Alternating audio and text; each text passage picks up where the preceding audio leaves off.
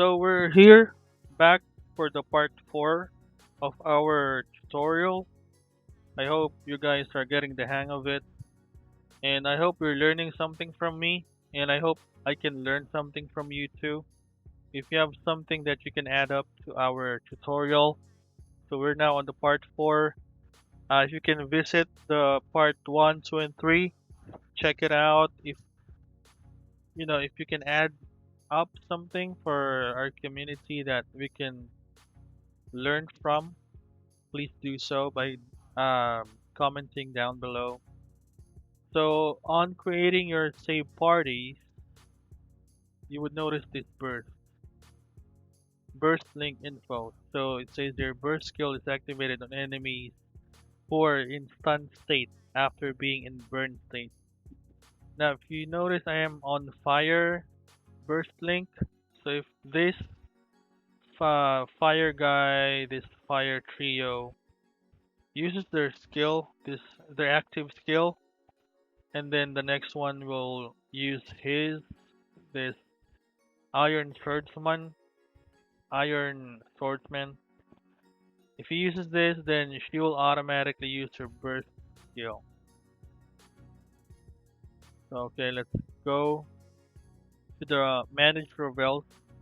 So if where is that trio? No, it's the fire trio. Okay. So if he uses, if this guy, the fire three fire Poya brothers, if he uses this, stabs with lance will enemies front, burns the hit enemies for 10 seconds. So the frontline enemies will be stabbed and he will burn it. Once he burns it, this guy will use his sword, the flaming sword. So if he uses this, he will jump like that, like choke. This is his auto skill. Choke. Ah, chak. Then. So after this is the second part of the burst. Link wields a sword flames. He'll do 60% damage to enemies in front and stuns them. Stuns the burnt enemies for 5 seconds. So after it is stunned, Kirina will use her burst skill, this one, not this one, Meteor Strike. Activate when stunned. She will use this skill automatically once the conditions are met. So with Fire Burst Link, we will have these guys. So let's say for example, I'm gonna be doing Wind. So this is the Wind. So for the Wind, burst skill is activated on enemies who are in paralyzed state after being in electric shock state. So wind, you can filter it out. Filter, go with the wind element. So with wind, you'll need this blood icon, this droplet of blood. So you can filter it again. Attribute wind and this droplet, and you can just choose from whichever one you wanna do or you wanna use. Now filter wind again, and the rest that we need, the remaining one is the burst one. So you can use that. So there you go. Paralyze. So we got a wind drop damage over time, a wind controller, a wind burster. And then for the remaining two spots, you can do a you can use a healer. She's a healer and another tank. So let's say we're gonna go with this tank. Remember equipment type power, it's for the tanks. And let's say support, so we can use this or this, either of these guys. So you can do that lineup. Just make sure you know what their skills are. So that's it for the wind. So with water, so the water burst skill is activated on enemies who are in freeze state after being in chill state. So let's say water. Let's get a water element. Let's say let's get a water burster first. Water burst. So we got two water bursts. Let's say we'll use this one. Stay in water and damage over time.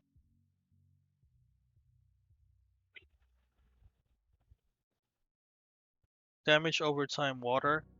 So let's say we'll use this and attribute water. The rest that we need is a controller. This one controller. So let's say I'll use this. So there you go. You have the triple water combination of damage over time controller and burster. So this is the burster. His burst is the one that we'll be using, or the team will be using. So for the remaining two, you can choose whether you wanted a support, this one, or a healer. This is a tank, so it should be at the front. This one is a mage, and this one is, whatever you're comfortable with. So that's the concept of doing burst or using burst link. So for wind, for earth, let's try earth. So attribute earth, go with earth burster. So unfortunately, I don't have any earth burster, so I cannot do an earth burst link. So I can do fire, water, wind, but I don't have any earth element burster. So that's how you go with doing your save parties.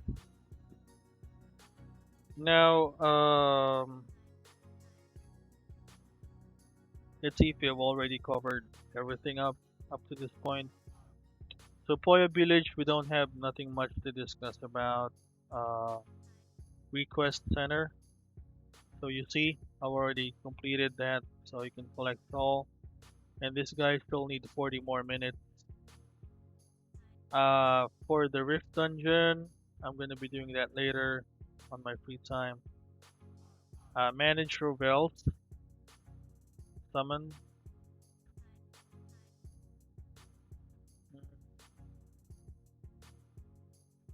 Okay, so just a quick tip for you guys: if you're starting out, you don't have to level up your weapons and armors right away. What you need to focus on is to level up one character, which is gonna be your damage dealer, and then another one as your frontliner.